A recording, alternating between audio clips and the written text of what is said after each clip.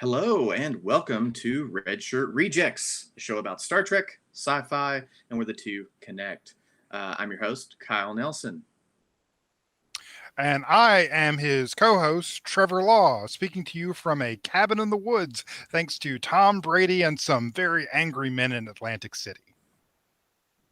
And today, in honor of the newly released remaster of it, we decided it would be a good time as any to revisit the anti-Trek show, Babylon 5. To begin with, we're going to start off by discussing B5 in general, likes and dislikes, its place in sci-fi canon, and then an extended discussion over the controversial connections between Babylon 5 and our beloved Deep Space Nine. And there's no awkward history there at all. None. It's a seamless, no lawyers required situation between the two properties. Well, as far as we know, no lawyers were brought into the situation in like a tort sense, maybe in a consultation sense, but we'll get into that here in a little bit. Yeah. So, that's for later. So I guess for some background, in addition to being a gigantic Star Trek fan, I am a huge Babylon 5 fan. I've always loved the show, and I was very excited about there being a good home video format that I could finally watch it in. And this remaster is pretty good. It's not perfect. It's got its flaws, but it's a lot better than what we had, in my opinion. So, Trevor, have you been picking up and watching any of that? So I've been watching season 1. I can't. Kyle's been skipping episodes. I only skipped some in the first seasons. Good sir. I can't skip episodes. It's been a while since I've seen the show. I'm not sure I've even ever watched it all the way through. So I have to watch every single episodes, the good, the bad, and the ugly. Fair. And I will say, my memories of the show where it was very boring, and the CGI was really bad, and the costumes were really bad, and it was really cheap. And you originally watched it when it was on Amazon Prime, right? I think that or TNT, when it actually aired. Oh, okay. So you actually saw it when it aired. I didn't realize that. Yeah. Okay. Or reruns of it, because it was on syndication on TNT for a long time. For a long time, yeah. Rewatching it, the CGI is still very dated, but the sets don't look bad. Some of them are hilariously 90s, but the actual station sets are really good. The command centers are really good. The makeup is really good. It is better. I think the only shows I can think of that have better makeup are shows that have come out in the last decade or two. And and those are shows that are bigger budgets with better just stuff in general. Yeah. Yeah, I mean, I definitely agree. I think with the if I'm not mistaken, I would need to look it up, but art direction is one of the things that, specifically the makeup category, was one of the areas where it actually won its Emmys in. I believe it was that, and for their special effects that they used, because it was the first show to fully implement all CGI. And that does deserve. I do, for the Babylon fans who are throwing things at their computer screen. I want to say that the CGI is very dated, but also this show came out in 1993, I think. Yeah, the pilot TV movie came out in 93. So it does deserve that caveat. Also, I don't think Kyle agrees with me on this one, but I really love the design of the Earth ships.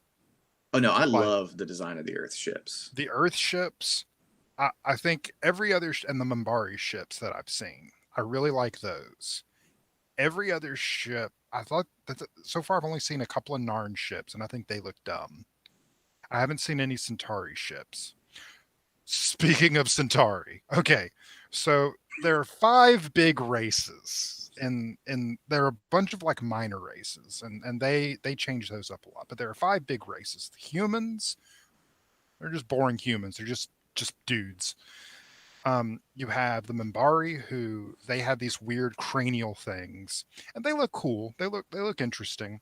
You have the Narn, who like they have these spots, and they kind of look reptilian, like they kind Like of look like a salamander easily type the deal. most intricate makeup and Yeah, costumes of any of the primary races. they look fantastic. I have no complaints about the Narn. You've got the Vorlons, who we've only seen one, but he's in like this crazy intricate looking suit, and when the suit was opened up once, like there was this glowing energy that filled up the room, and anytime a psychic tries to connect with one, they like start freaking out.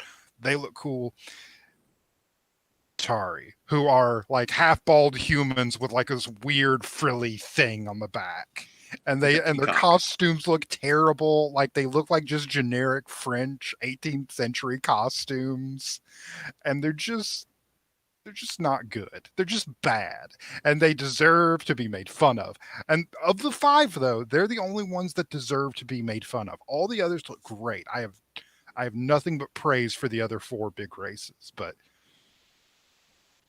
like it feels like the Centauri were the last ones to get designed. They were just like, yeah, sure, let's go, let's make them look French and give them a weird, dumb facial hair thing. So that's I really needed to get that off my chest about the Centauri. I've been holding that in for a while. Well, and one of the things I'm hearing is that um, one of the things you really so of all those things you've mentioned, the art direction, the makeup, the actual like design and aesthetics of the alien races, both of the way that they're presented on screen and their ships. The thing that I think connects all of those, which really makes it more cohesive and really like, because if it was just like, Star Wars has really cool alien designs, but for me, a lot of those alien designs don't particularly stand out, no matter how cool and interesting they are, because the world is not set up in such a way to explore those species. They are set dressing. Whereas in Babylon 5, particularly those core races, but you do see it with other smaller races like the Drazi, where they will build in, like all of it sort of folds in on itself and connects to build out the world in a way that you would see typically in a novel, and not something that TV shows have ever particularly had the time to delve into. Like you might see it in a feature film. For instance, like the Vulcans in Star Trek, a lot of their world building was done in the movies initially, and then eventually Mm-hmm. they rolled out into the shows. Same thing with the Klingons as well, where you have the time and the patience and the ability to craft this unified vision of an alien species. And that's one of the things that's honestly, I think the standout thing of Babylon 5 is it has very, very intricate world building where the reason why, where it's like, yeah, okay, on the surface of it, having the Centauri look like Napoleonic French, like generic, or revolutionary, late uh, uh, 18th, early 19th century France might look dumb, but it goes into the fact that they are a dying colonial power who have built themselves up on a authoritarian republic that's represented by an emperor, and they're dying. And in that way, it's like, oh, these people are stuck in their ways and they're antiquated and they refuse to come into the future along with everybody else. And that does go to that is by far the strongest part of Babylon 5 is its world building. I was very, very, very impressed watching it. And there's like one phrase I think that perfectly exemplifies what you're talking about. So in one of the early episodes, there's a border crisis between the Narn and the Centauri. And the human and Sheridan, he's going around to like all the various powers, like trying to get them to force a ceasefire so the Narn will stop slaughtering the Centauri on this colony. And he talks to the Vorlon ambassador, and the Vorlon ambassador is just going. He's talking to him, and the Vorlon ambassador goes, "You should not worry about them. They are a dying people." And he says, "Who? The Centauri or the Narn?" And he just like he starts walking and goes, "Yes." And it's the Vorlons are scary, but that's kind of a yeah. I don't know where I was going with that. I just like that anecdote, and I that was the closest excuse I could think of to say it. And honestly, I think that goes into the writing of the show because the show is like the writing. I think it kind of varies depending on how into the show you get.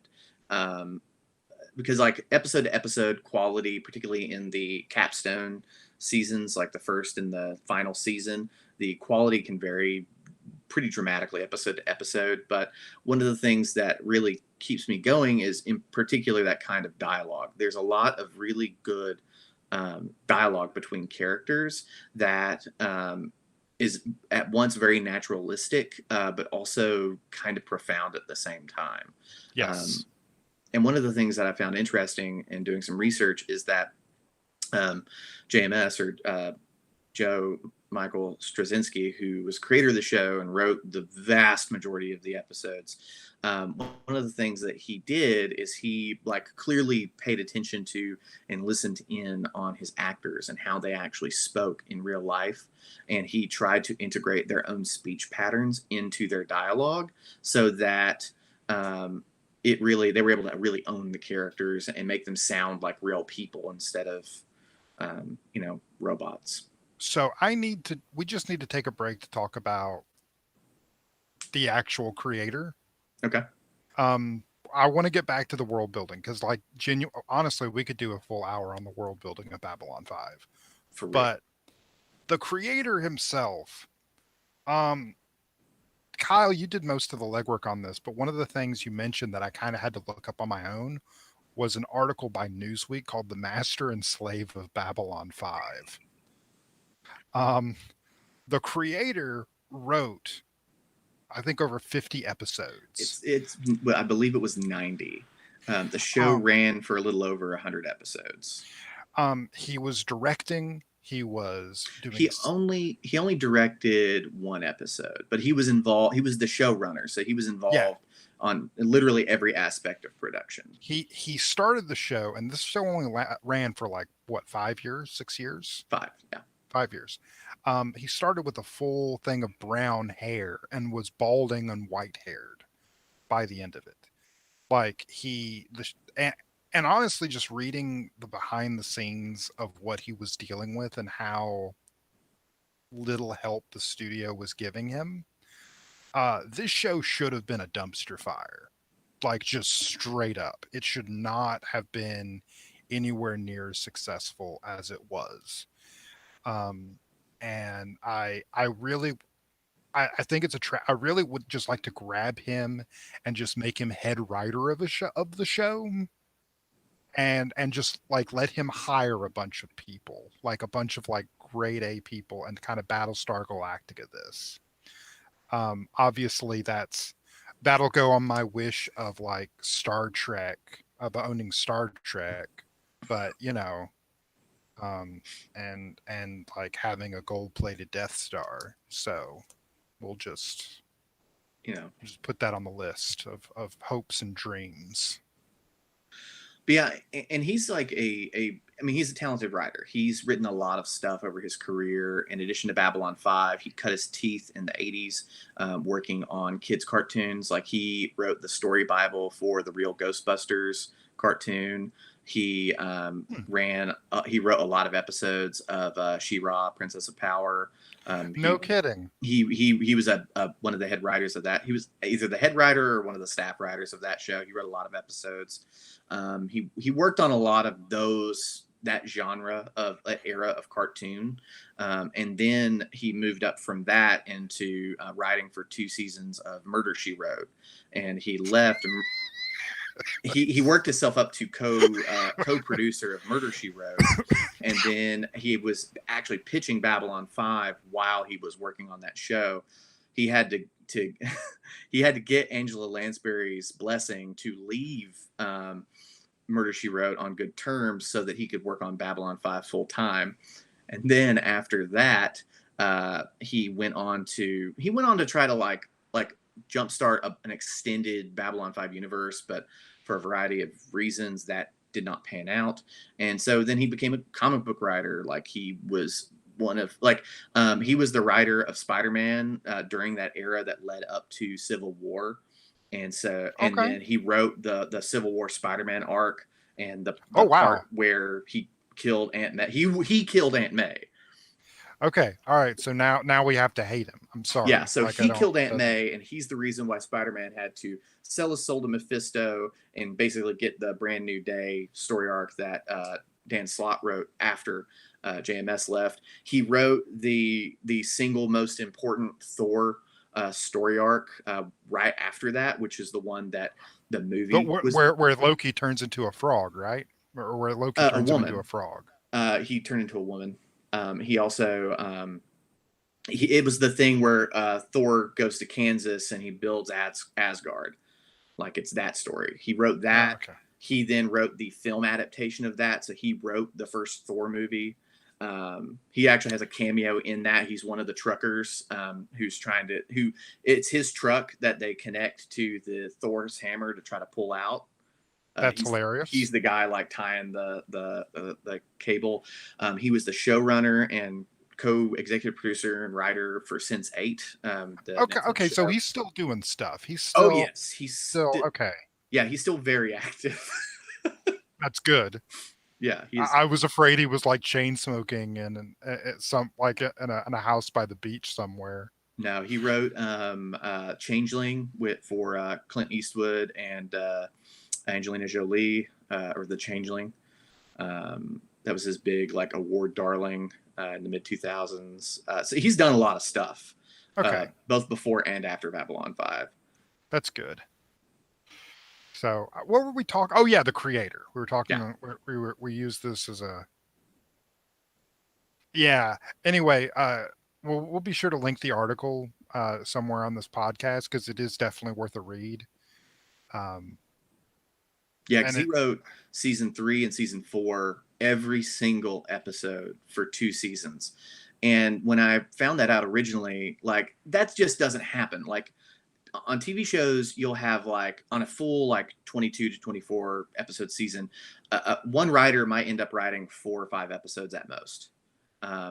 Even with a large staff, they'll hire out the freelancers and they'll have their own regular staff. They'll work and edit on other stories, but you never see someone writing literally every single episode by themselves. that And that makes me wonder, did he start because there's no way he was writing full scripts for that. Was he just he giving like was detailed notes to his no, actors? no, he wrote word for word full scripts. He literally did nothing but write for 2.5 years. Um, No, just yeah, he got carpal tunnel from it, almost destroyed his marriage. It was bad, but yeah, he did that, and no one should ever do that. But apparently, the no. reason why was that they didn't have the budget to hire more writers because the only other writer that he had. His story editor ended up leaving after season 2, so it was literally just him for 2 seasons. And then season 5, I guess he was so burnt out he couldn't do it, and so he started to hire freelancers to do individual episodes because at the time he didn't have the time to like. He says in his memoir that he did not have time to train people on how to write for Babylon 5, but season 5 he either developed the time or he was hiring people that he knew he could trust. For instance, Neil Gaiman wrote an episode of Babylon 5 in season 5. And I saw a Twitter exchange from them the other day on this because JMS is like just like too online. And he's always answering questions from fans like constantly. My Twitter stream is full of them. And him and Neil Gaiman were talking about it. And it was basically the brief that he was given for the episode was just write an episode for Babylon 5, and he just let him go hog wild on it, and he turned the episode in, and then JMS was like, well, I'll just go in and I'll add, I would do the things I normally do. I edit it for clarity, I make sure everybody's in the right voice, and then I go in and I add the references to the arc. whatever arc is going on at that time, he would go in and add those. But yeah, so that. But to point that out, I think that's the writing of the show is, in my opinion, the strongest part. The weakest part, in my opinion, is probably the sets and the acting. Yeah. For me, and the sets is just largely because of the budgetary constraints. Like, they basically had 4 sets that they just did reuses of constantly, or they were like a green screen set where they would just have an actor standing on a floor, and then they would CGI the background, which at the time was really cool, and now kind of looks bad. And it's even worse if you've seen any of the previously not remastered versions of the show. Yeah, I can't imagine how bad this would look like not remastered. Well, so the problem primarily with all of the versions that have come out before the one that's streaming on HBO Max, and I think Apple has the remasters now as well, is that so the show, when they originally shot it, they shot it for widescreen. It was one of the first television productions to shoot in 16:9, and because they knew, like, eventually HD is coming, we want to future proof this so that we can, because it was a syndicated show. So the whole idea is you're building a show, you're selling to stations, and you're going to try to make your money in reruns. And so they shot it in widescreen, and for the initial 4:3 broadcast, they would crop it to 4:3. And eventually they know we're going to go back and re-render it. We're going to redo everything and remaster it, and we're going to go out. But the studio that they had doing their CGI effects did not have a monitor to allow them to render all of their effect shots in widescreen. So they rendered them in 4:3. When the DVDs came out, the studio would not put up the money to redo all of the effects shots. So they cropped the effects shots to stretch to 16:9.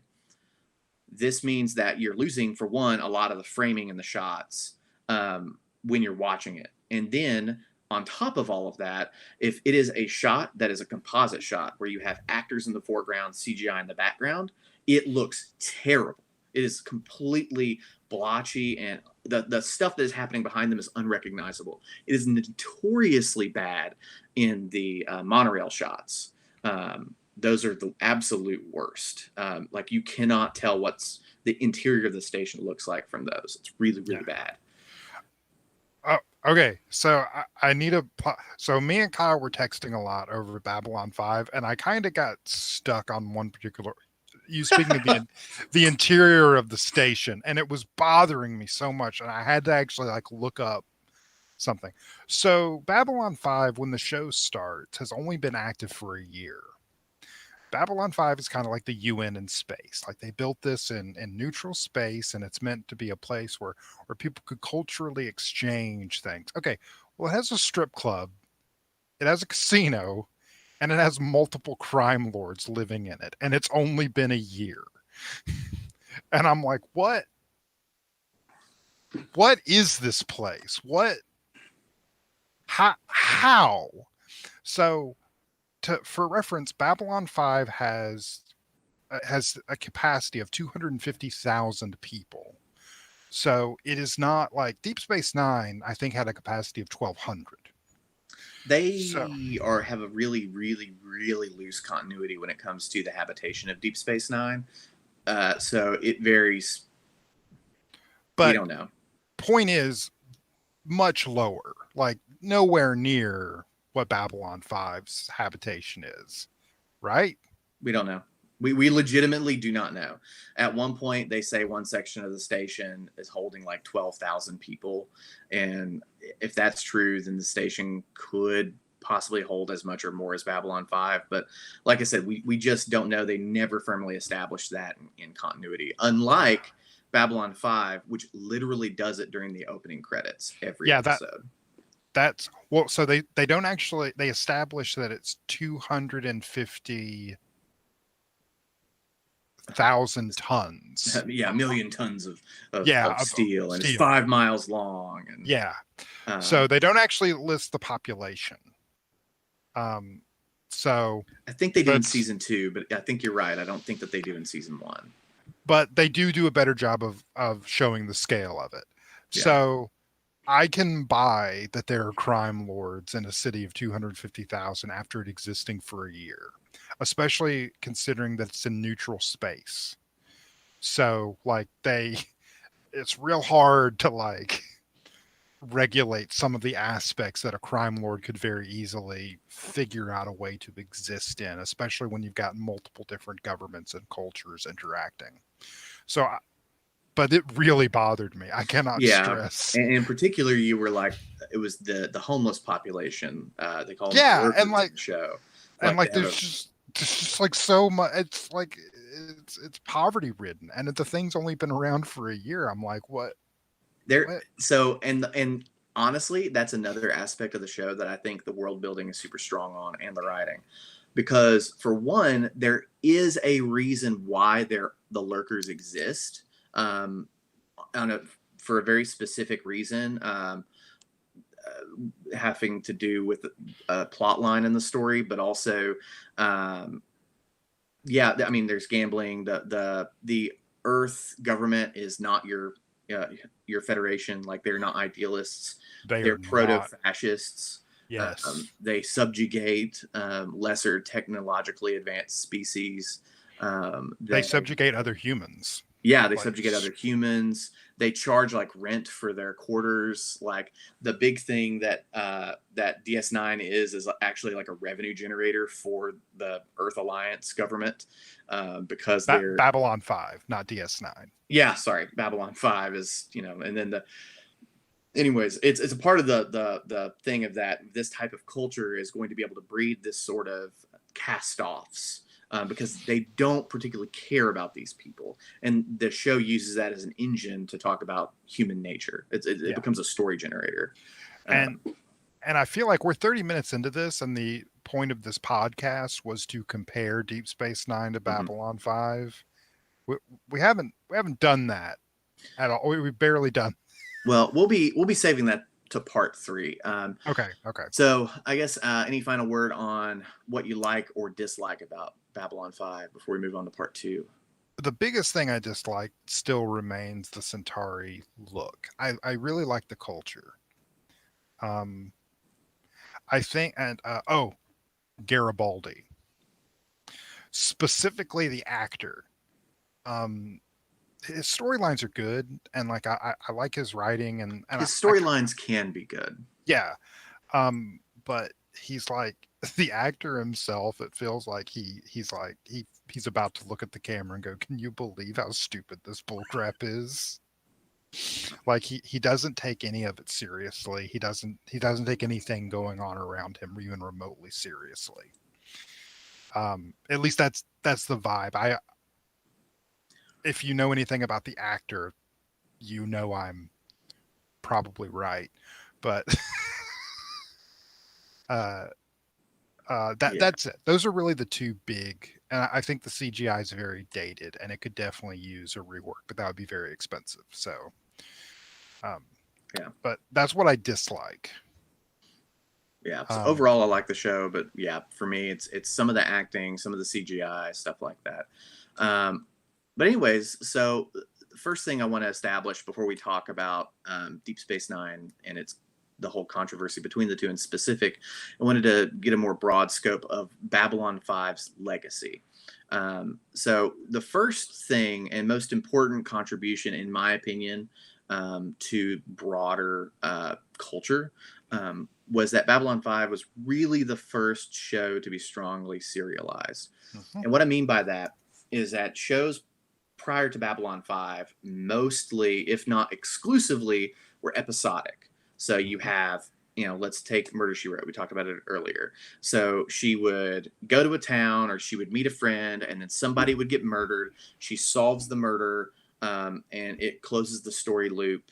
End of story. There's no growth between any of the characters around her or within her, and she's solving a murder every week. That is mhm. an episodic thing. Star Trek, you go to a planet, you examine a thing, you go on to the next planet. Doesn't matter. TNG famously did not do this.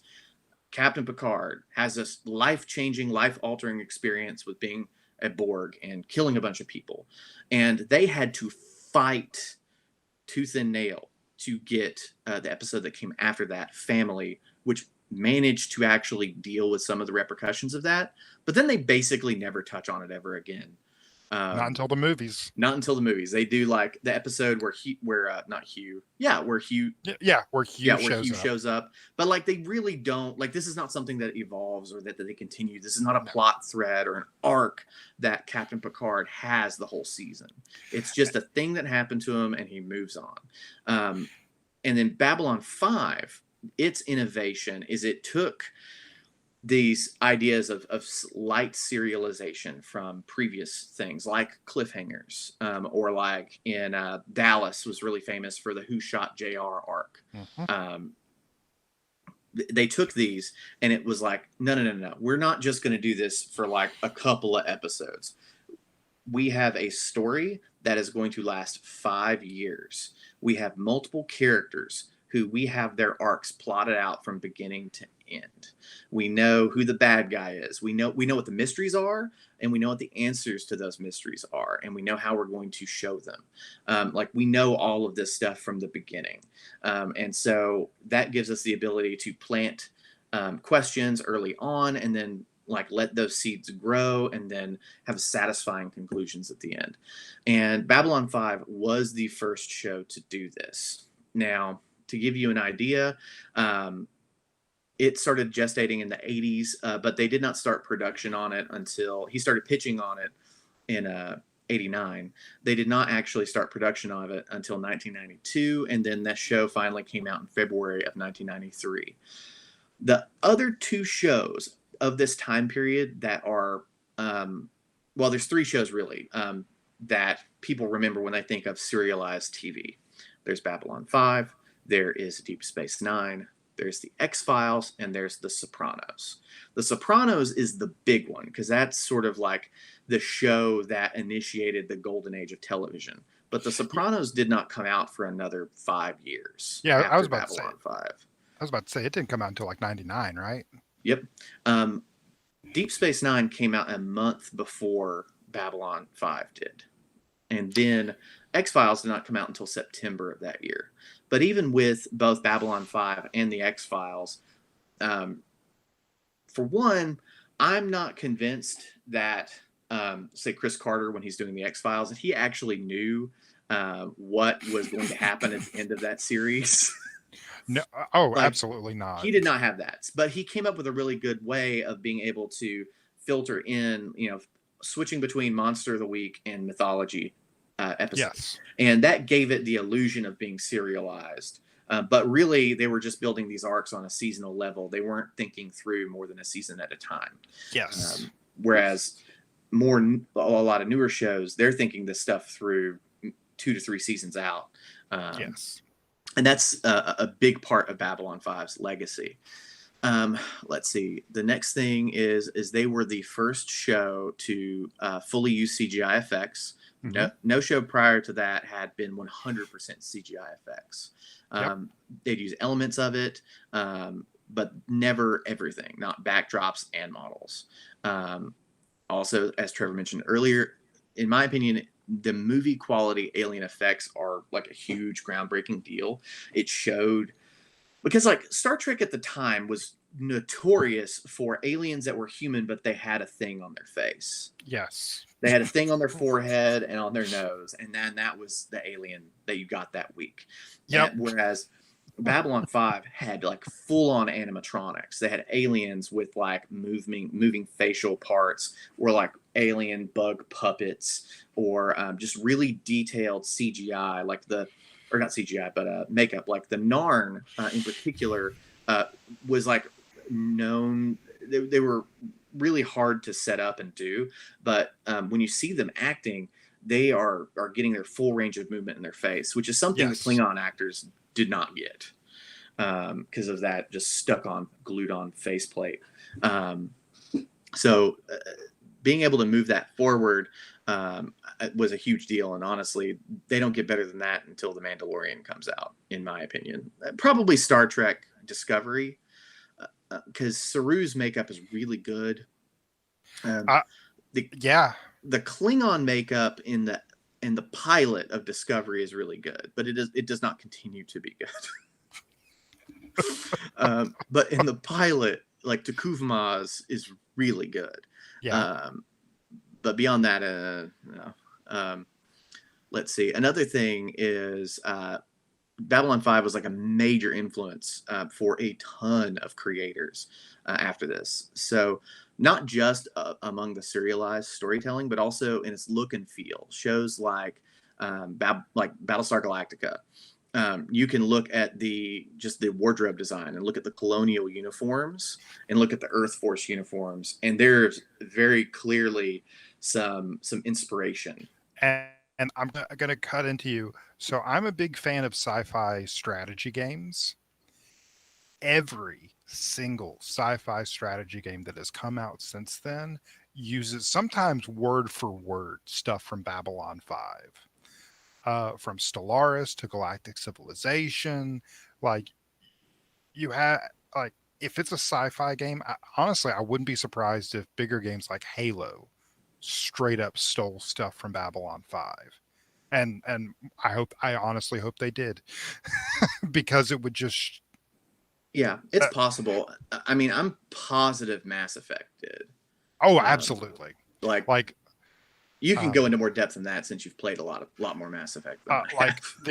like the Citadel and Babylon 5 are very similar.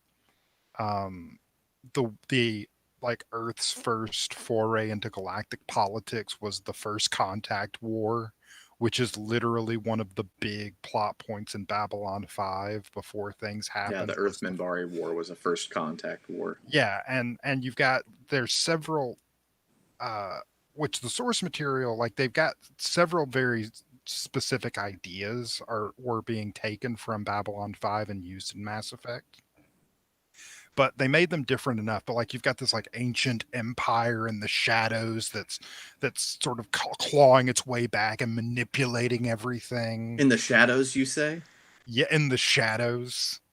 Um, don't read into that. Don't ignore the shadows in Babylon 5.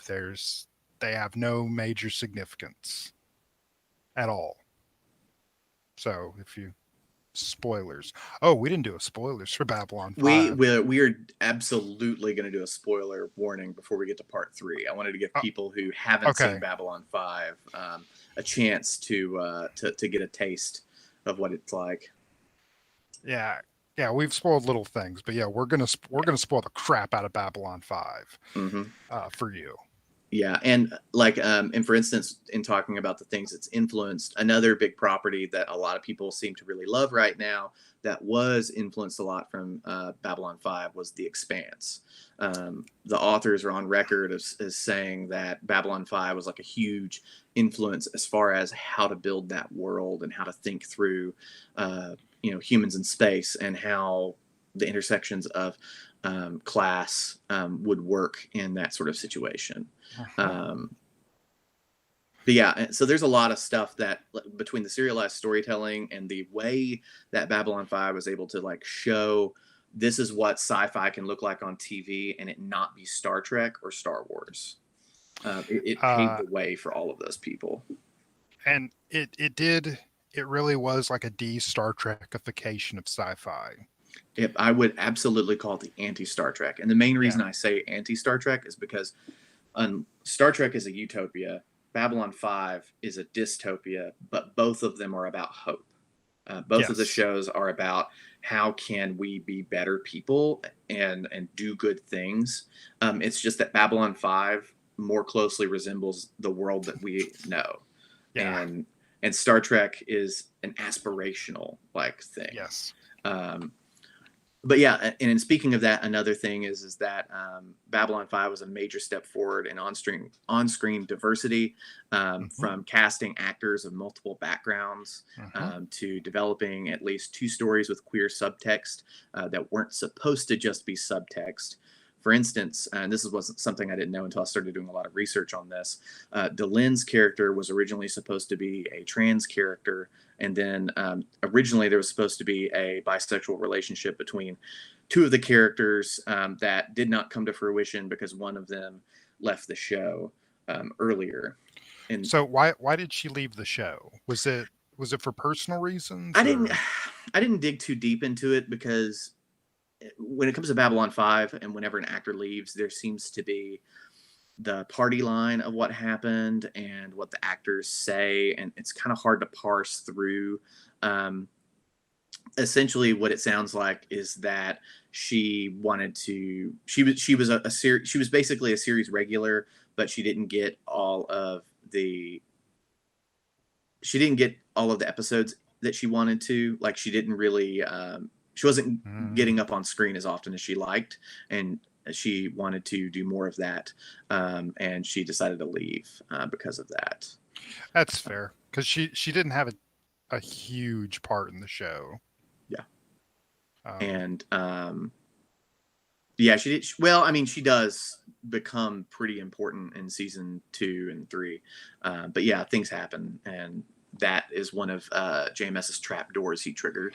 Because for all the characters who had big parts and he had arcs for, he wrote what he called trap doors for each one, so that if an actor had to leave the part, he had a quick and easy way to write them off. That was satisfying.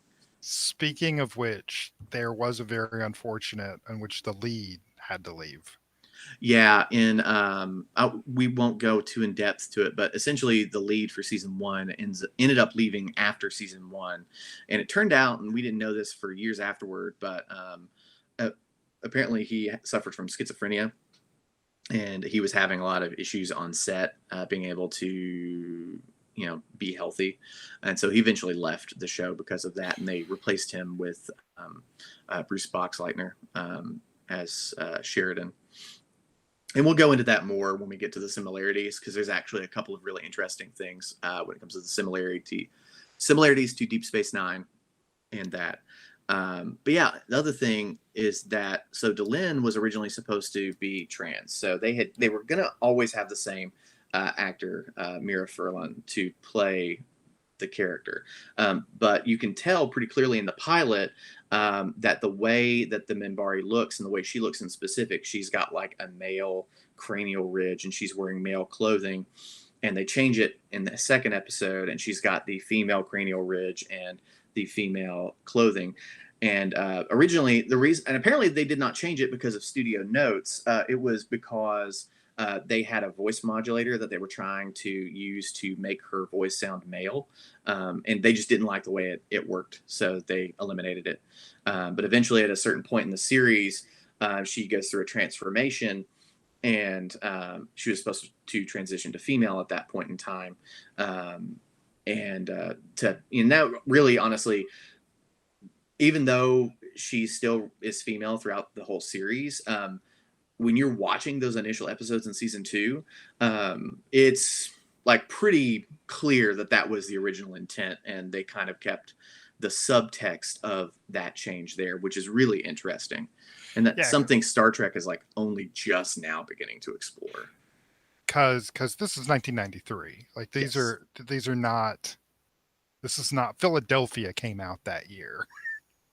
Uh, this is not a time when this is just now when people are starting to accept this sort of stuff in the mainstream, and by accept I mean acknowledge it exists. And although they do not show gay marriage in Babylon 5, one of the things that you'll see when you look up its history in this category is that there's an episode where two of the characters have to pretend to be married and they're male, and it's like not an issue. Like the statement that they made in the episode is essentially that it's not like a big deal that they have to pretend to be married and they're men, because it's just like a thing that exists and that's fine. That's pretty cool.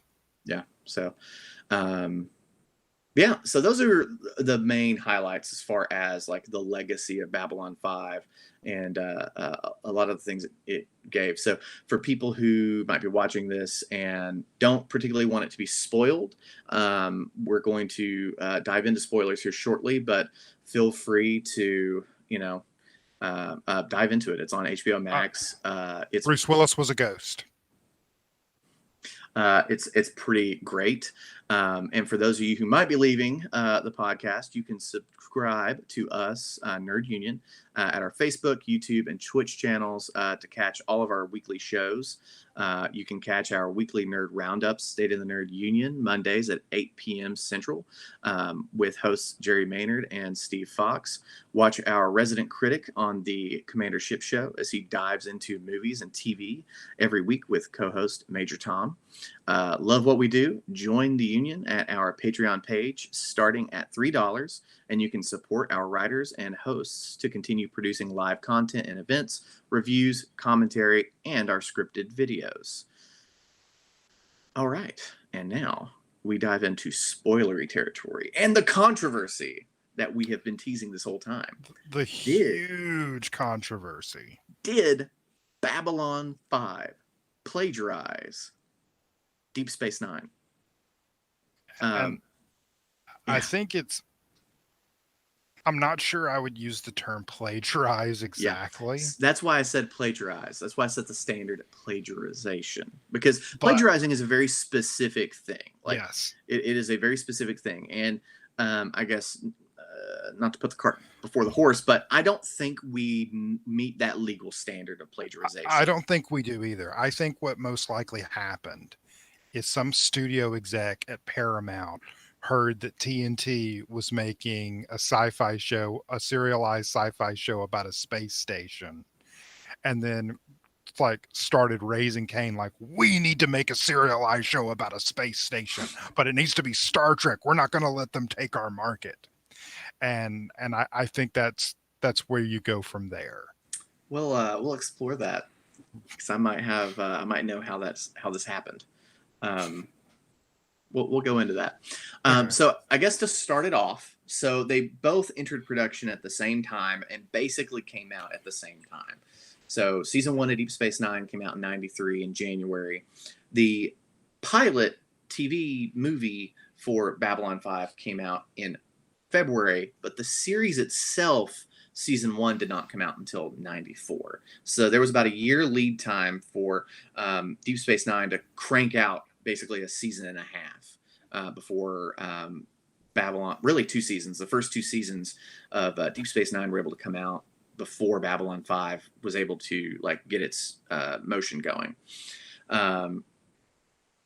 So before I go into quotes from JMS's memoir to explain all this, I have a pretty extensive list of similarities. So I'm going to read these, and this is going to be a minute. Okay. All right. Both take place on a space station. And by the way, I took these off of a Reddit post. We will put these in the show notes. I have edited a lot of these out because some of them were a little pedantic or a little bit stuff that I feel like as a writer, if you're going to tell a story about 2 shows in a space station, there's a certain type of story that is just going to pop up, particularly in sci-fi. Yeah. So stuff where it's genre tropes or real similarities, stuff that just would happen because of the nature of the stories, I did not include. I'm talking about there's very specific things that would happen here. So both commanding officers start out as commanders, not captains. Both series later have their lead be captain. Both stations are next to a wormhole-like structure, Babylon 5's jump gate versus DS9's wormhole. Both wormholes are artificially constructed. Both space stations start out orbiting a planet, although DS9 is quickly moved. Babylon 5 incorporates long story arcs from the beginning. DS9 embraces story arcs after the Trek brand initially rejected them. Both shows feature a human as a religious icon for an alien race. Both series take place just after a devastating conflict for the human race. In the Babylon 5 universe, the Earth-Minbari War has devastated humanity. In the Deep Space Nine universe, the Borg have attacked Starfleet defenses. Both shows' main protagonists took part in that devastating conflict. In Deep Space Nine, a major war erupts between the Dominion and the Alpha Quadrant. Many races join together to stop them. In Babylon 5, a major war erupts between the Shadows and the young aliens of Earth. Many alien races join together to stop them. Our super producer Kenny here is also giggling in the background. Both space stations become strategically important during the war. Both shows have willful female second officers. B5 has Susan Ivanova, a feisty Russian, and DS9 has Kira, an aggressive Bajoran. Both shows have their willful first officers make peace with their fathers. The death of each character's father features prominently in the show. Both shows have an idealistic young doctor. Both are very moralistic. B5's B5's I'm not even halfway through, guys. B5's Franklin refuses to help design a biogenic plague, while DS9's Bashir offers to help sworn enemies of the Federation. Both shows feature a hard-nosed security chief. DS9 has Odo. B5 has Michael Garibaldi. But yeah, I know that one. I was like, I'm going to include it, but I don't see a lot of similarities between those characters other than they exist. Yeah. But like, honestly, what other security officer are you going to write in this kind of genre? Yeah. Both shows feature a commanding officer who likes baseball, but which is another one where I'm like, I can see it, but it's a little bit of a stretch. Both shows have an alien race which possesses an object of extreme religious significance to them, an object capable of revealing things about people and the world.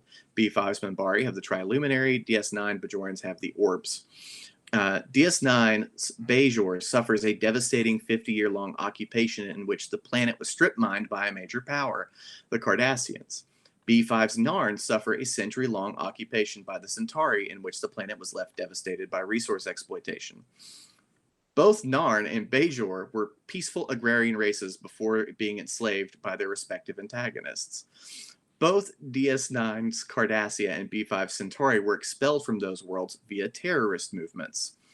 Both DS9's Cardassia and B5's Centauri later returned to those worlds. The Centauri conquered Narn, the Cardassians retake DS9 and express a desire to continue on to Bajor. Both shows have an ambitious character who longs for the days when his people were strong and respected.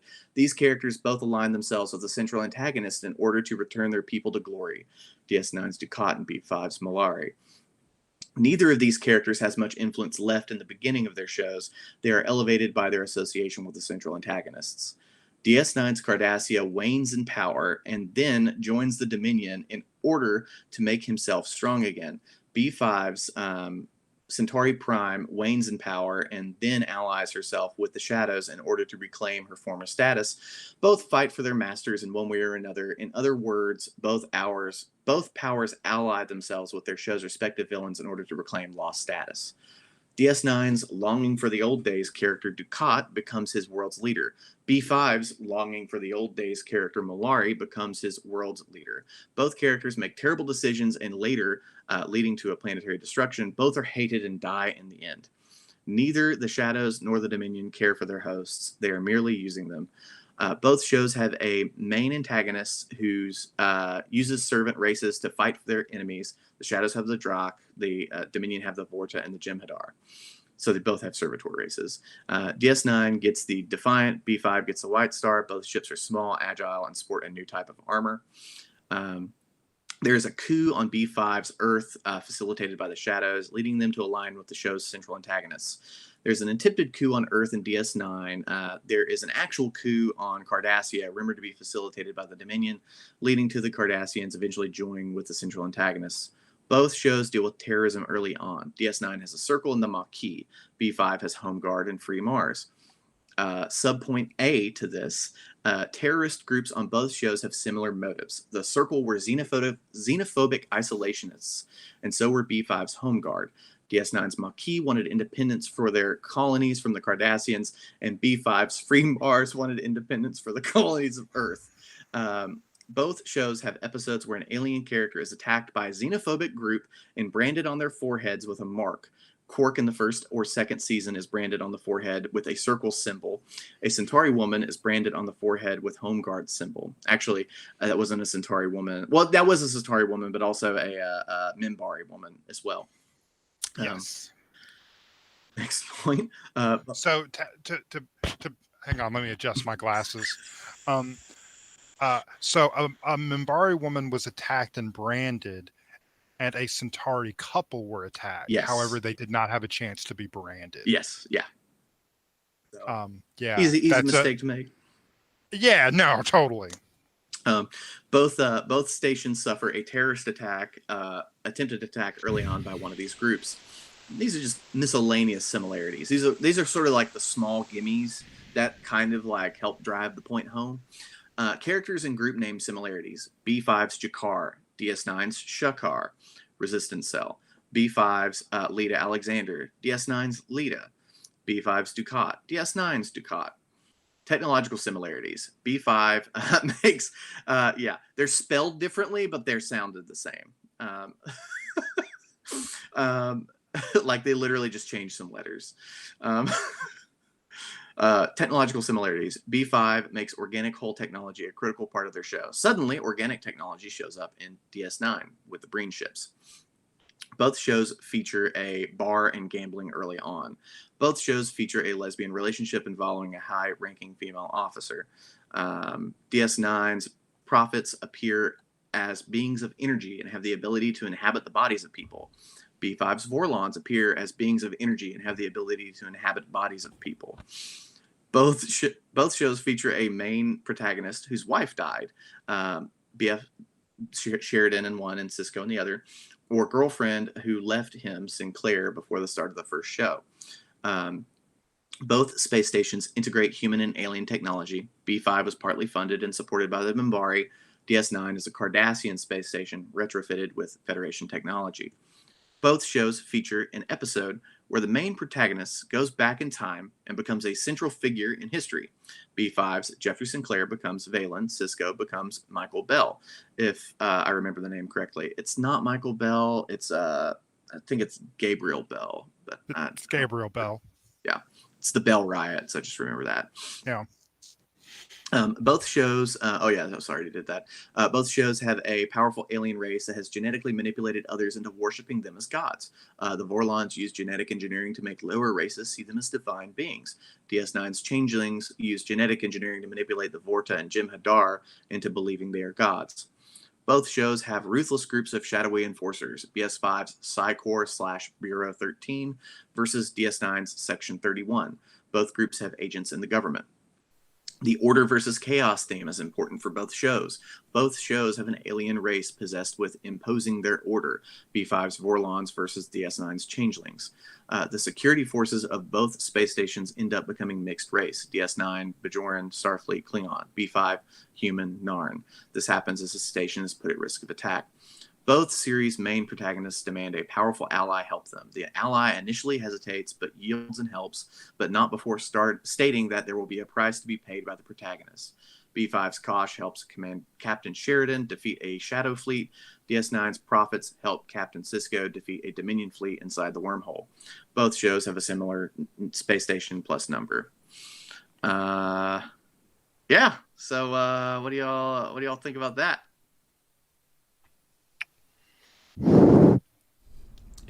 That was pretty bad. At a certain point, it's like, oh my God, it's not over.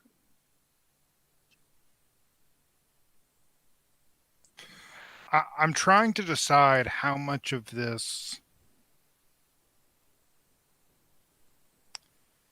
No, yeah, somebody stole something. Like, there's no. Like, it could have been unintentional, but yeah, somebody stole something. There's no way. That's yeah,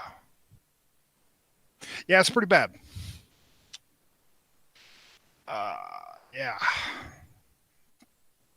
I have nothing to add to that. That's yeah. I was gonna say, was there at least a list of the differences? Did anyone bother to make that list?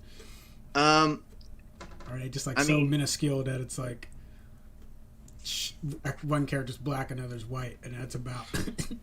So, like, I mean, the nature of the stations is dramatically different. Yeah, and the context of the worlds they inhabit is pretty different.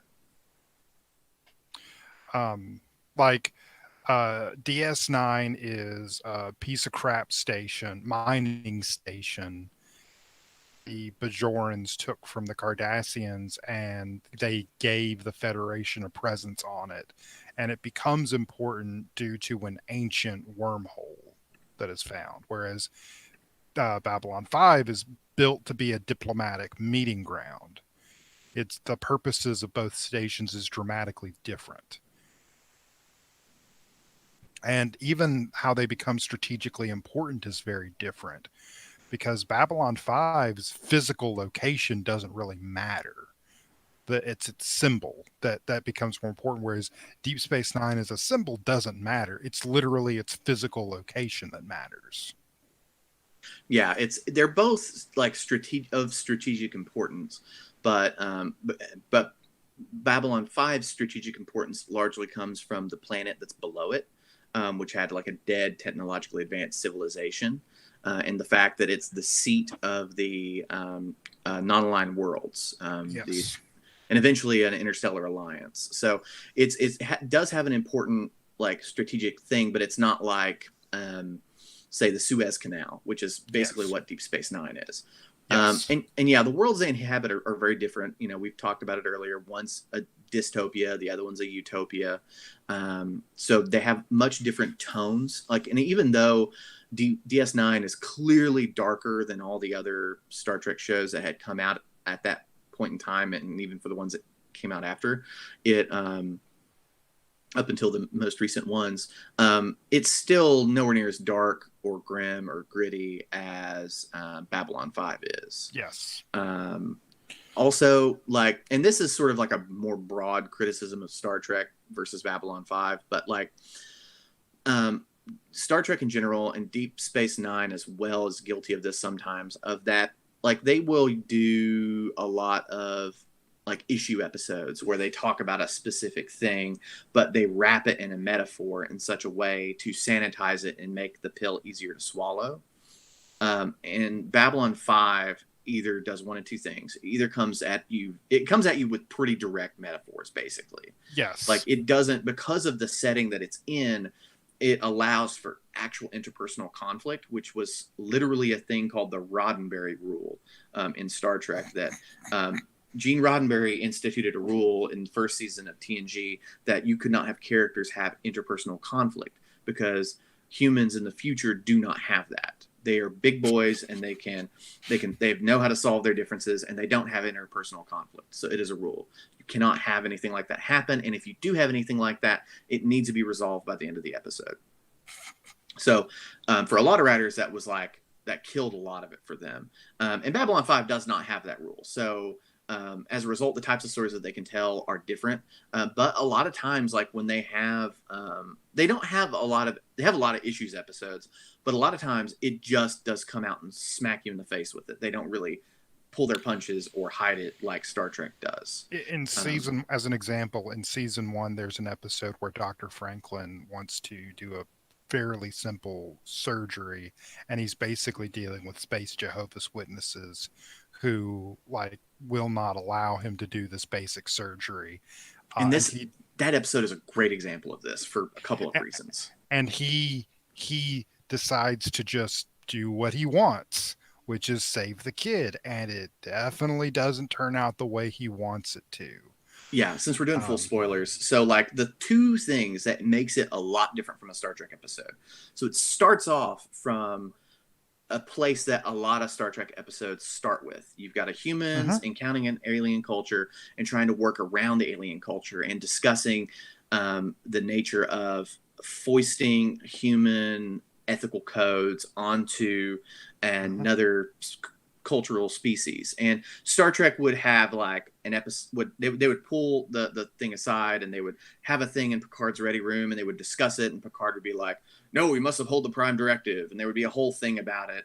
And then in the end, like, the kid would just die from it because they would not operate on it, because ultimately the doctor, whatever doctor, maybe Pulaski would, and maybe Bashir would, depending on the context in DS9, but most of them would not do do anything. They would adhere to the Prime Directive and not do anything. Franklin Yes. literally violates every code of ethics, writes his own code, and Yep. does the surgery. And Disobeys a direct order. yeah, and even if that happened in Star Trek, that's where the episode would end. Like the end of the arc would be he violated this code, he did it, now he's going to get an ass chewing from Picard or Cisco, and then that's the end of the episode. But that's the end of the second act. And the third act is these religious zealots end up killing their kid because now the egg has been cracked, his soul has escaped, he's just an empty vessel, and then dealing with the repercussions of that. Yes. So yeah. And I was like, I remember watching that going like, okay. Yeah, it went to some really like dark places, and it's like, yeah. But in season 1, it was that episode that really stood out, and it was the episode with who are they called? Like the Home Guard or in Babylon 5, yeah, Home Guard. Yeah. Those are the 2 episodes that really stood out. And the first episode with the Psi Corps, where Walter Koenig. Chekhov shows up, only he's an incompetent moron evil guy who's like, he's bad at everything he does and is also evil. I can't get over how terrible Psi Corps is at everything they do. I really cannot. I really love how terrible they are, at least in that episode. They're a bunch of monsters. And honestly, we got a good comment from we got a good comment from Twitch that episode points out another big difference between Trek and B5. B5 actually deals with people's faith in addition to hope, pretty rare for sci-fi. Yeah. I would agree with that because oh God, but that was a central point of DS9 too. That was a central point of DS9. Oh so, God. Star Trek in general is fairly, I mean, I wouldn't necessarily call it atheist, but they don't ever take a lot of religion seriously. And that is one of the central conflicts for Cisco is like, I'm a Starfleet officer. I don't believe this Bajoran prophet business. And it's like, you guys think that these prophets are gods. They're just wormhole aliens to me, but now you guys revere me. I don't get this. And Babylon 5 does take that, separate tone of like, JMS, I think specifically is an atheist. He might be agnostic, but he's not really religious. But he took a tact with that show of trying to, because he's dealing with so many alien races and they're different, and they all have some kind of religious beliefs. Like the Centauri have 50 gods, that they're always elevating new gods when an emperor dies. And then you've got the Narn that are deeply religious and the Minbari that are deeply religious. And there's a Jewish character, Ivanova is Jewish, famously the first Jewish sci-fi character in a TV show. And they all have their faith and they try to deal with that. And the show never tries to ridicule them, and it always tries to take them seriously and at face value. And it does do things like, explore, the rationality of them, through the episodes like Believers. But it's another piece of the world that's really interesting that they explore. So yeah, I'd agree with that.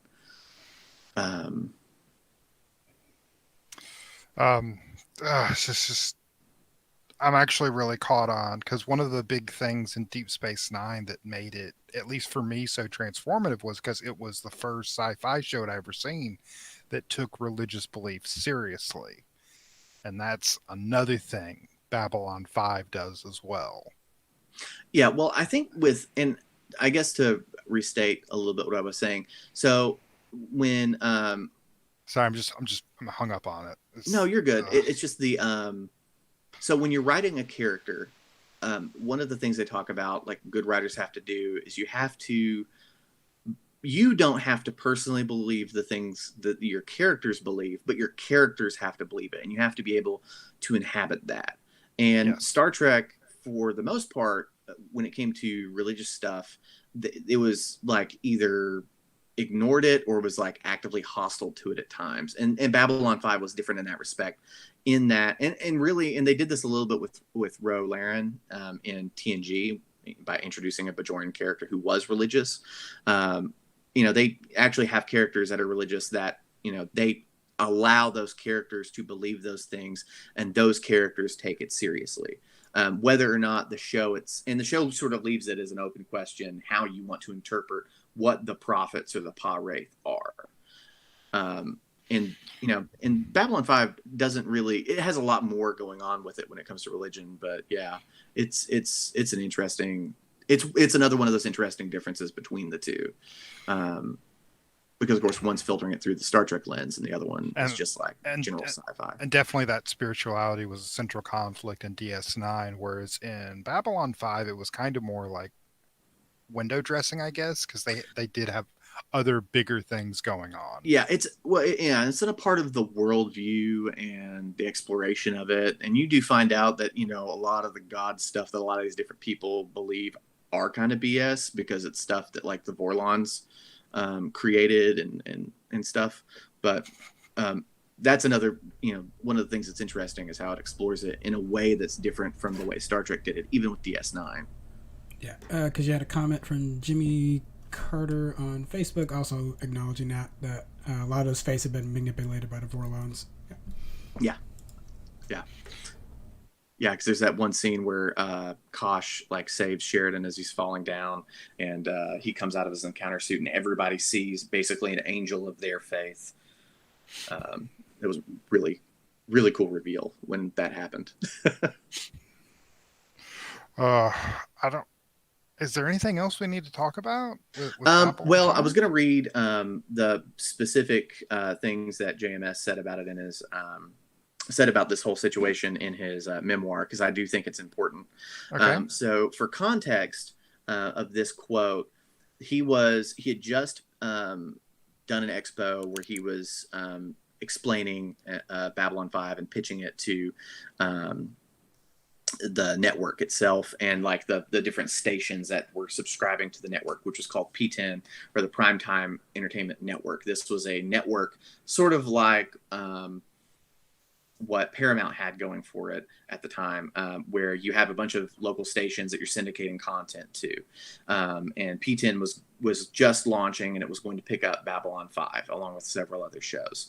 And so he had just finished pitching that, and his wife was a story intern on The Next Generation. So she was doing a lot of story work with them.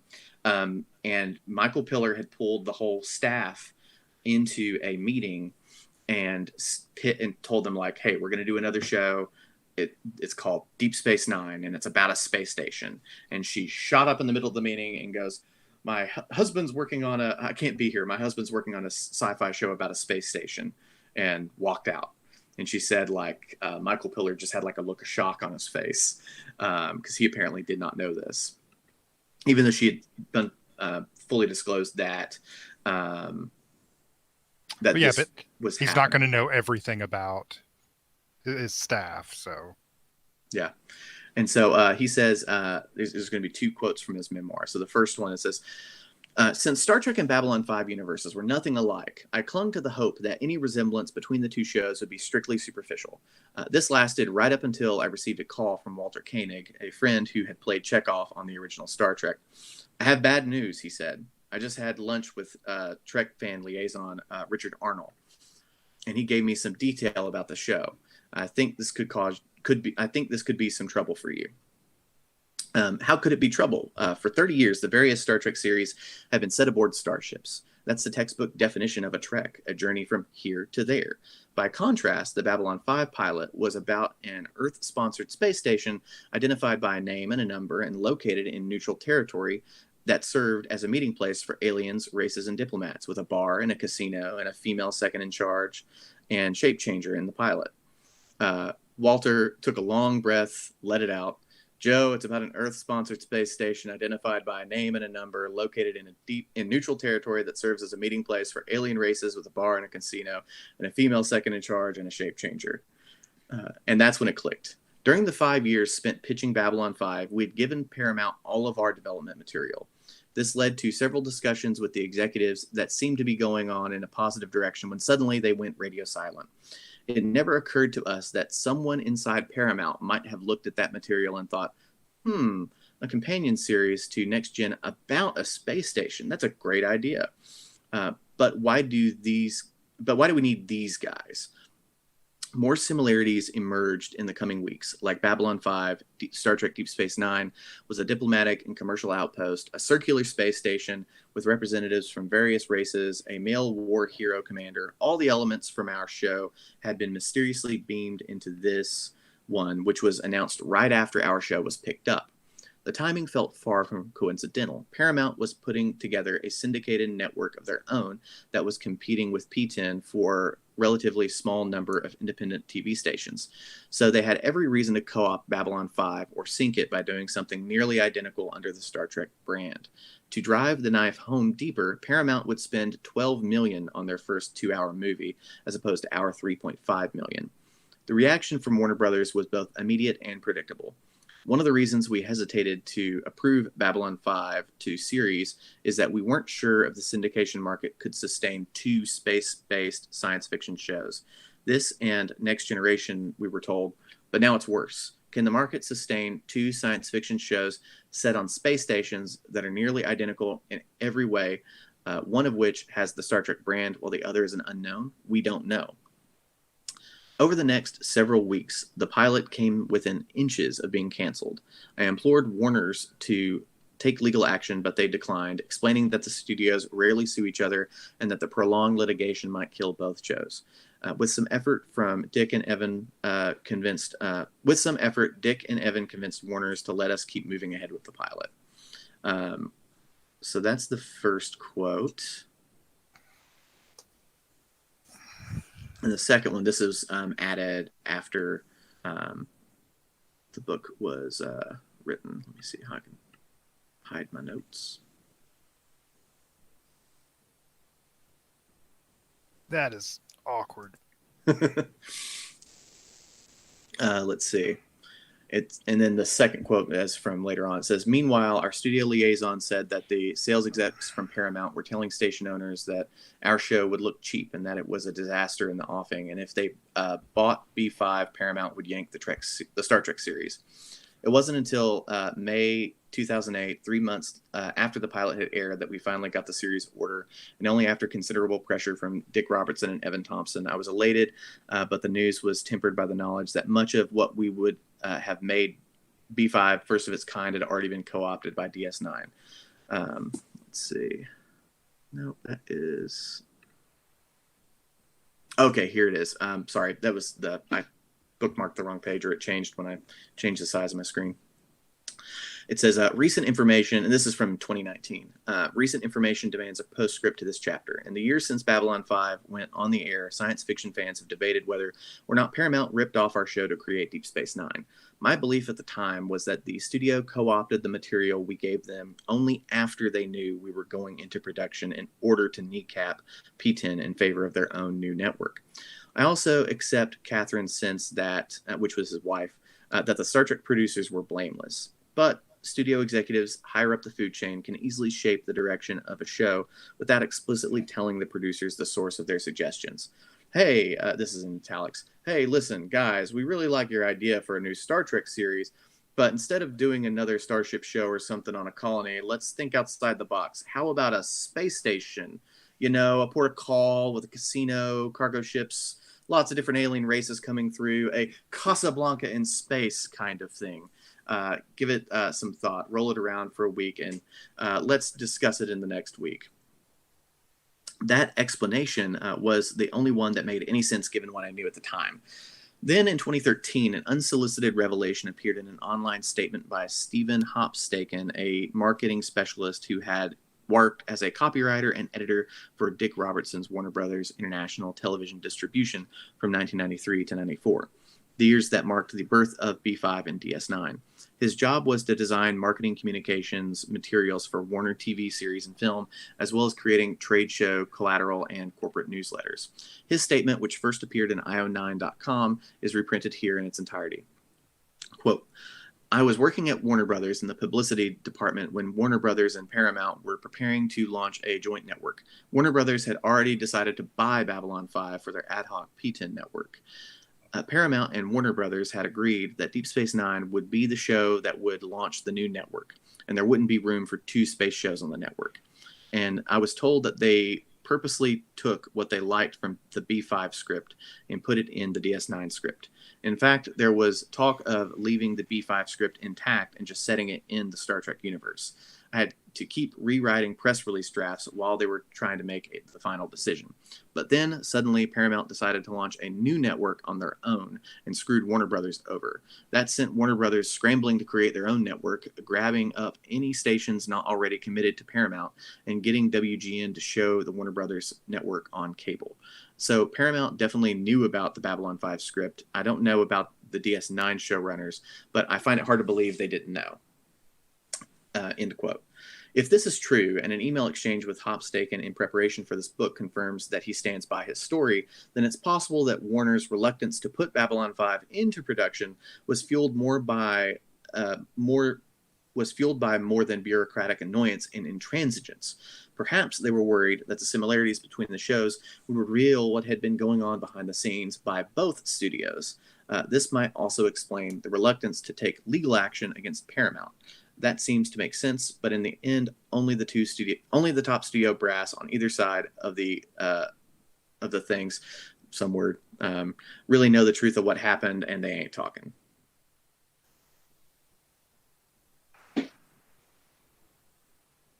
So yeah, turns out that, and now this isn't. JMS, followed up with the guy after he made this comment on an IO9 article, because this was originally started off as a comment on an article in their forums. And I guess he followed up with this person in preparation for the book. I have read from other bloggers who have looked into this, and they have not been able to gain any independent confirmation of this. So, grain of salt. But if this is true, then what this means is that they actually, both networks were collaborating on a joint network, and Deep Space Nine was going to be it. And they just wholesale copied stuff from Babylon 5 and integrated it into the Deep Space Nine story Bible, and then for whatever reason, Paramount decided, nah, we're just going to do this on our own. We don't need you guys. And so then they're like, oh God, we gotta do something.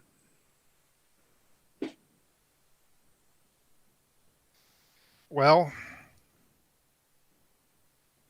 this is very shocking to me because I've always been told that Hollywood is a very morally upstanding place, full of people who are the most ethical, the mostest ethical. Yes, the mostest ethical. I think that's so good. I think that's the word. Yeah, I'm just surprised it's because I can definitely see Warner Brothers doing that. Like, they're doing it right now. It's just like, oh, Paramount scumbags too. I mean, well, not surprised, but it's just kind of like, oh, all right. Warner Brothers got screwed in that situation. I mean, Paramount CBS is basically one of those properties that were willing to kill Star Trek until they realized they could bring it back for money, and then they're like, let's make a Star Trek everything. And let's be honest, the only people subscribing to CBS All Access / Paramount Plus when it changes over to that are Star Trek fans. Don't forget those people that really love NCIS. They don't need that. They can watch it at 3 a.m. on their local WB affiliate on their TV because they still have cable. Trevor, that's true. They don't need your fancy streaming. Although my mom is now able to use my my CBS All Access account to watch old episodes of Matlock. Or no, it's not Matlock. It's Perry Mason. That's it. Yeah, that's what happened in my household too with my grandma. I'm not gonna lie, Perry Mason's great. Yeah, no. I've got no qualms with it. We are the generation whose parents watched Perry Mason, Matlock, but we probably all watched Walker Texas Ranger together. Is that right? I did watch that, and I still hate it. I never really liked that show. All right. It was I just always the weird. best part about Walker Texas Ranger is not that it always ended with a roundhouse kick to the face. It's What? that no, the best part is the music. Because they would have these the most hilarious transitions. It was like whoa, and People pick it on was CSI Miami for that, but it's a Walker Texas Ranger thing. yeah, and it's so jarring. It'd be like snake. It'd be like rattlesnake things, jaguar like calls, and like guitar twangs. It's just like pick one. I don't understand what you're trying to tell me here. I don't know what sagebrush sounds like when it goes across the dirt, but just that. But not that. It does not sound like that. That's actually one of the things about B5 I really love going back and rewatching it. Is so like Star Trek had like a very particular soundscape that they used, and I don't know what it is, but I really love the like high 90s synth that Babylon 5 uses. It's just like this really, really heavy synth. And if they ever reboot that show, it needs to just be full on synthwave. So that is like, something that like get Daft Punk to do it, although they're not synthwave. Stellaris's soundtrack is almost exactly the same as Babylon 5's, and I love it so much. It's just so over the top. It's unapologetic. It's loud. It's obnoxious. It's confusing. It's everything sci-fi should be.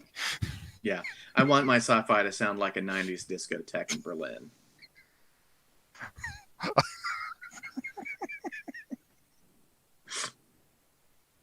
Okay.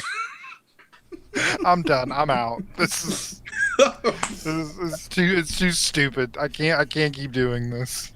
All right. I guess any final thoughts, any wrap up on the general topic?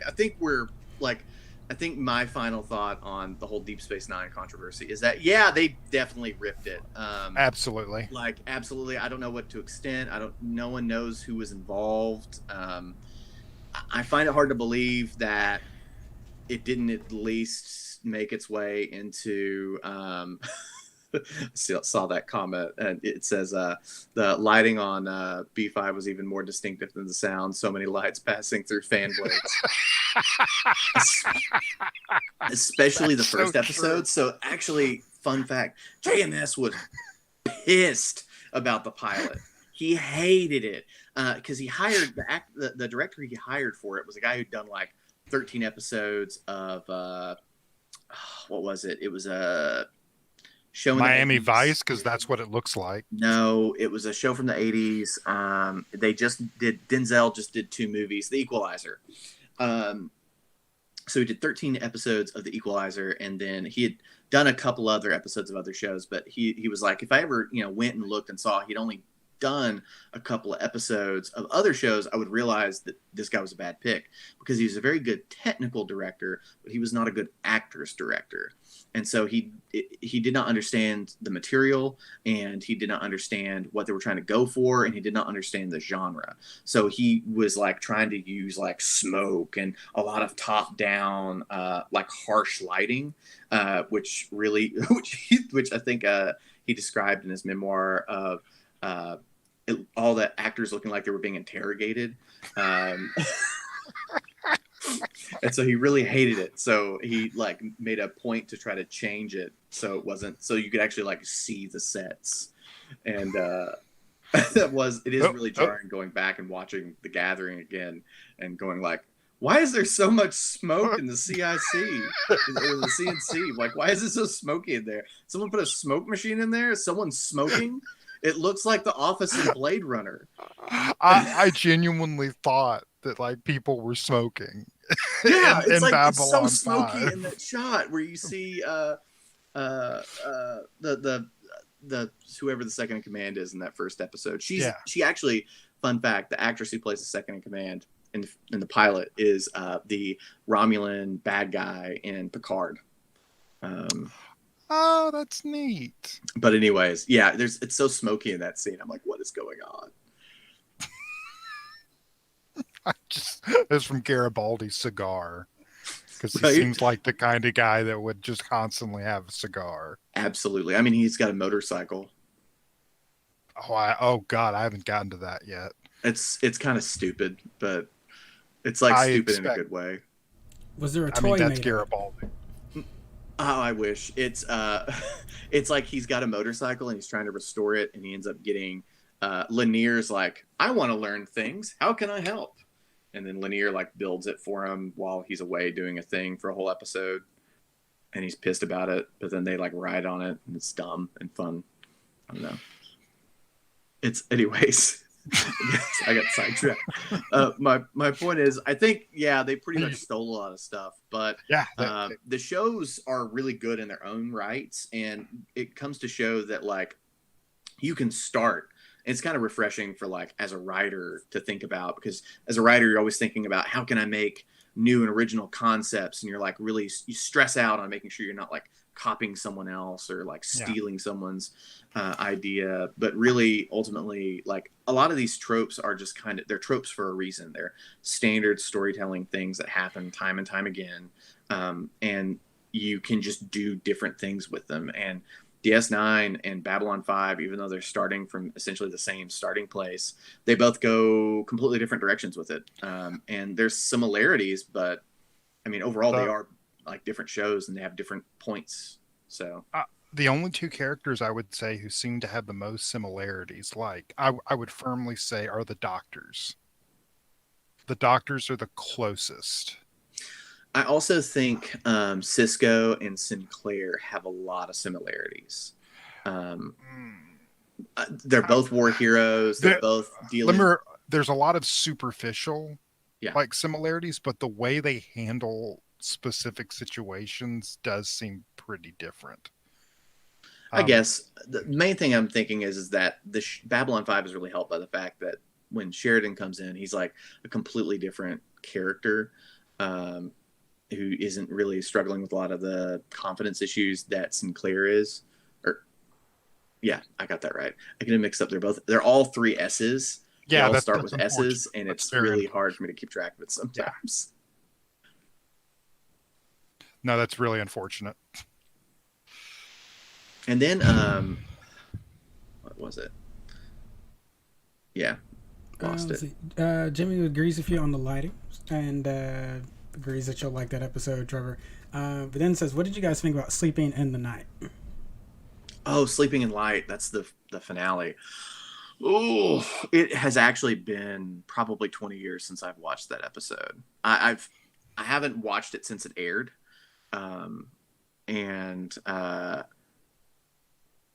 So I don't think I can really give a good articulate response on that, mainly because it's been so long since I've watched it. I remember really liking it. It was a little weird because like some of the season 5 cast wasn't in it because it was actually filmed during season 4. Then like Ivanova shows up and you haven't seen her in like a season. So I remember it feeling a little off, but I remember liking it. But I can't really say much more than that just because it's been so. I'm really looking forward to like revisiting it with this rewatch. With the old DVD quality, I just couldn't do it. I couldn't get through it, remembering what broadcast looked like.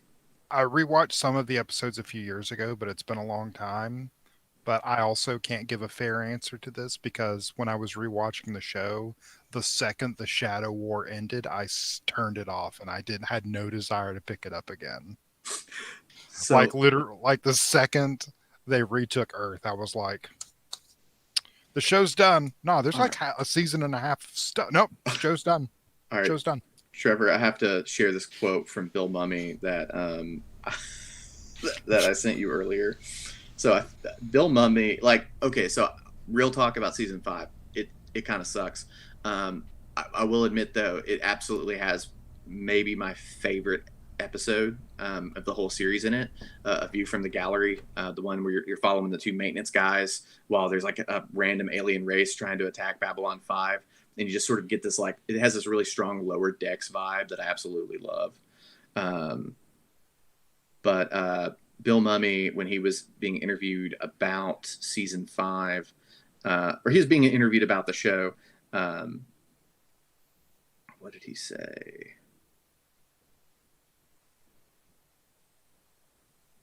You know, Trevor, I could just probably searched for this. Probably it would have been a much more time efficient way to the people that are watching this. Oh gosh, I'll try to entertain you. Okay, I found Okay. it. Thank Thank God. God. We didn't hear you sing. So Bill Mummy, he played Lanier, said the 5th season was just this kind of extra, like how a DVD you get extra bonus bits. Somebody will release an album that's 50 years old, and all of a sudden they add 6 songs to it that never came out on that album because for one reason or another they either weren't good enough or just didn't get finished or someone said no. To me, that's what it's like. Yeah. Let's see. We have another question. Which show has a better long-term character relationship developed? Was it Londo and, am I saying this right, Jakar versus Dax and Worf? Oh, Londo and Jakar. Londo Jakar. Yeah. That's that's not even a question. Dax Worf is great. It's one of the few wholesome relationships that exists in sci-fi, like romantic relationships. But Londo Jakar is and like frenemy. They're like, when I think of the archetypal frenemy sort of like setup in story, like it's Londo Jakar is the archetypal frenemy thing. And like the fact that you go from the pilot to the finale of, you see the same event of Londo dying with Jakar's throat or fingers around his throat. The show does such a good job of like, oh, the context is now completely different now. I now know everything that happened in this scene, and now it's so much sadder. It's incredibly sad. It is incredibly tragic. So, and yeah, I'll talk about Worf Dax all day long, and how that's a very, very cute romance that delves into all the complexities of interspecies relationships and just really dives into the character of both Worf and Jadzia. But Londo Jakar, but at the same time, like Jadzia was done dirty. Like she was done dirty. What happened to the actress? Yeah, I can't remember her name off the top of my head. Like that was horrible. Should not have happened. Wildly unprofessional. For people who aren't aware, there was essentially a contract dispute, but like Rick Berman in particular was kind of notorious for, him and the studio were notorious for giving short shrift to the female talent of the 90s Trek. They would do things like threaten to kill them off or recast them if they did not negotiate for the salary that they wanted to. For instance, Marina Sirtis has claimed that she was almost replaced on Star Trek Nemesis with Jerry Ryan because she wanted to actually like get paid decently for her role in that movie. And so stuff like this is kind of a known quantity. And that's essentially what we have found out. I feel like there's more to that story than we were told. But the DS9 documentary, What We Leave Behind, or What We Left Behind, anyways. The new DS9 documentary did delve into that somewhat, and it does seem to be it was mostly because of a contract dispute that got really ugly and personal. Yep, definitely. Yeah, that was Terry Farrell. Terry Farrell, yeah. But I don't think her death necessarily detracts from that romance. I think the last season of DS9 is a bit of a mess. But it doesn't change my feelings on that romance necessarily. Like it just makes it sadder. Whereas Londo Jakar, I mean, you said it. Like anytime I think of a frenemy relationship in any kind of show or movie, like I think, oh, they're copying Londo Jakar, even if I've never seen, even if they've never seen it. Like it defines that particular trope. Like the it's episode so where good. the episode where they're trapped in the elevator with each other, Mm-hmm. and they have to like survive, but it's like I can't even remember which one of them. It's been so long, but one of them is just like, no, I'm not going to. I'm not going to help you. We're both just going to die, and that's just going to be the way it is. It's great. Both of the actors are like top level talent. They're so good. And both Jakar and Londo changed so much because Jakar is just a bastard in the first season. He arguably changes the most in the series, I think. He's just a bad, selfish, self-involved, conniving person. And whereas Londo's just like a broken down hedonist of an old man. Yeah, watch the show. It's definitely worth a watch just for Londo and Jakar. If those two, every episode that's Londo and Jakar heavy, I can guarantee you it will be worth a watch. And Dr. Franklin episodes. I'm still not sold on Dr. Franklin. Come on. I'm not sold on him yet. I'm only like halfway through season 1 though. Okay. I'm not sold on him. Yeah, you've only hit the first Dr. Franklin episode. I kind of like. I want more of Ivanka. Second, heavy. technically, Infection's technically a Dr. Franklin episode. In that episode sucks. I kind of want a more heavy Ivanka episodes. That's what I'm really hoping for, because I find her more interesting than any of the other humans, to be honest. Yeah, that's another thing. Like going back and rewatching this from like when I was younger to now, like I'm really resonating with Ivanova's character a lot more than I did previously. Like she's real good. Like and she's got that like very professional like working woman vibe, and like she's obviously got a ton of baggage from back home. She's Russian and she hates secret police. And that also, I didn't realize this until reading JMS's memoir, but a lot of her story arc was actually like mined from his own life. Like he had a very contentious relationship with his father, who was a Russian immigrant who grew up like during like World War II and the Cold War. And I haven't finished his memoir yet, but there seems to be something shady with some sort of like Jewish massacre that happened that his father either may have witnessed or been involved in, because his father was like a raging anti-Semite. So the character was both sort of like drawn from his relationship with his father, but also kind of an idealized version of the relationship he could have had if his father wasn't like an abusive bigot.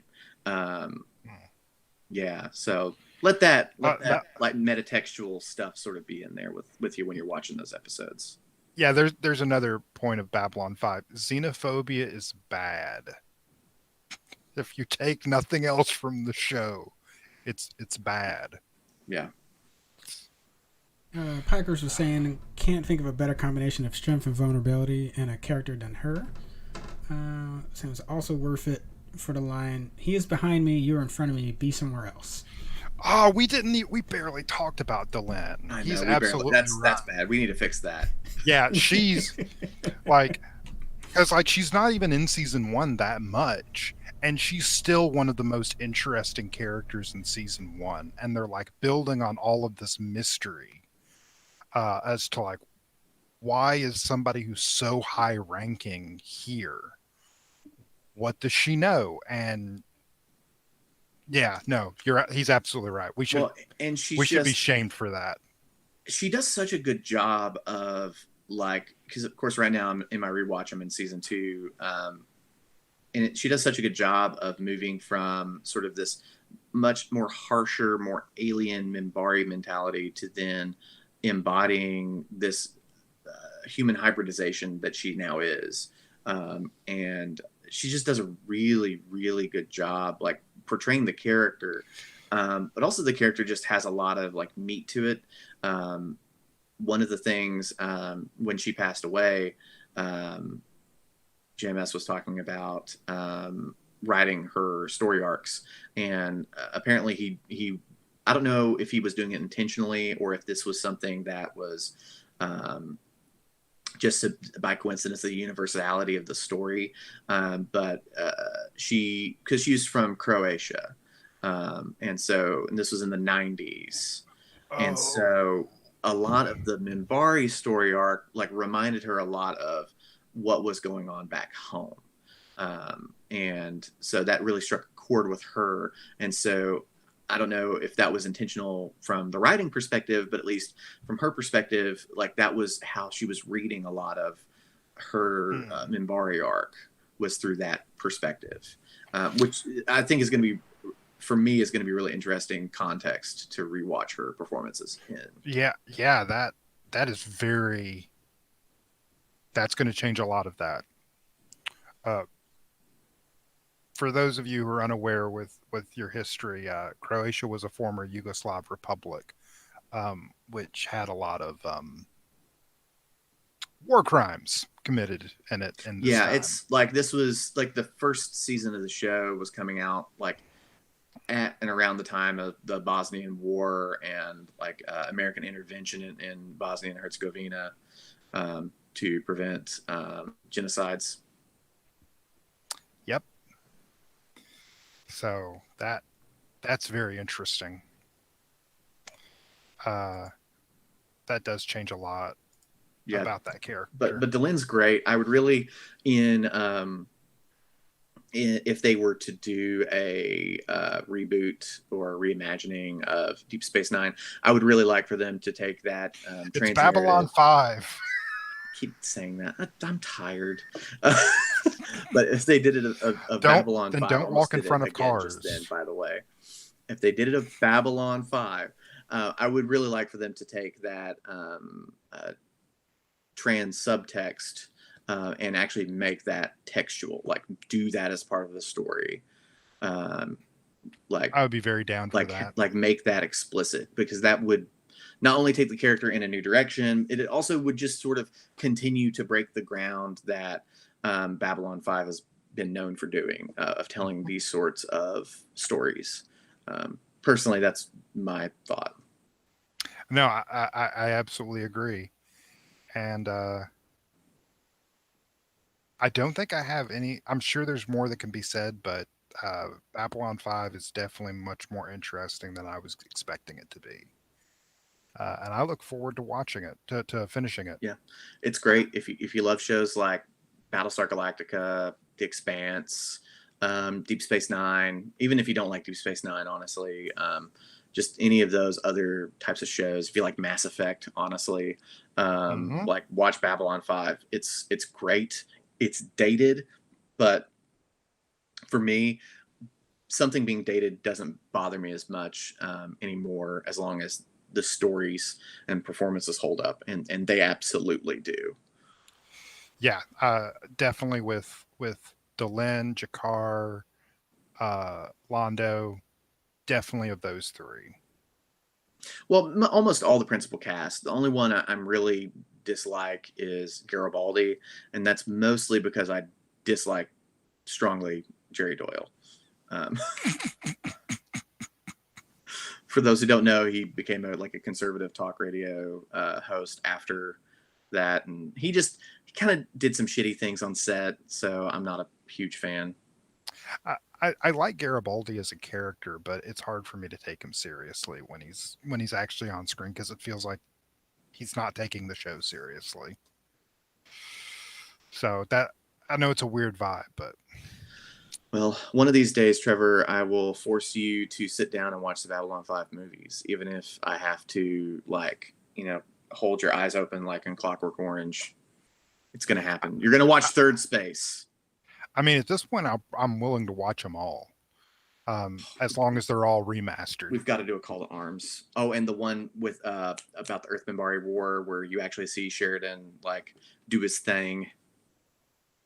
Really like that one. I can't remember the name of it. Okay, nerd. Two last comments from Twitch before y'all wrap up. Okay. Piker is again saying, personally, I don't want a reboot. I want a new series during the time when the Rangers are rebuilding the Earth as monks in the future. Someone help me out, because I don't know. For context, what happens is 10 years after Babylon 5, Earth gets attacked by, I can't even remember who. I think it's the Drock, but it's been so long. A bioweapon gets released, and they've got 5 years to find a cure to like save everybody on Earth, because anybody who tries to leave is going to get shot down or something like that. And so that's like the premise of the show Crusade, which wasn't very good, but that's because of specific network reasons. Network meddling destroyed that show. But the pilot movie was really good. I really like it. Anyway, so and then they did they did a Rangers pilot. They did a show. It was in like the early 2000s. It was Rangers of the something. I'd have to look it up. I was just looking this up because there were 2 of them that he did post Crusade. There was Lost Tales, and it was a sci-fi pilot. Came out around the time of Battlestar Galactica's pilot. Had Jakar in it. It's Crusade, Legend of the Rangers, The Lost Tales. Legend of the Rangers, that's it. I personally wasn't able to get into a lot of the things like post Crusade. I don't know what they felt low budget. Honestly, I didn't think they were going to get greenlit, and I was hurt. So I personally was like hurt after they canceled Crusade. So it was like, why am I going to invest into this? But I think the Babylon 5 universe is like really like fully fledged and fully formed, and I think it would do with almost like a next generation situation where you do get that, like, keep the same continuity, reset it in the future. That could also be very, very cool. Yeah. And they were saying, I guess for clarification, end of the 4th season when they blew themselves up in a civil war, and the next bit is rebuilding civilization. That would be good too. Cool. Yeah. And Jimmy, or the telepath war, the Psychor war. I've always thought that would be a really cool story to deal with. And one last from Facebook, Jimmy was saying Jurassicson and Andrus worked so well together. The Fall Centauri Prime was his favorite episode, or saying it's the best episode. Oh, it's so good.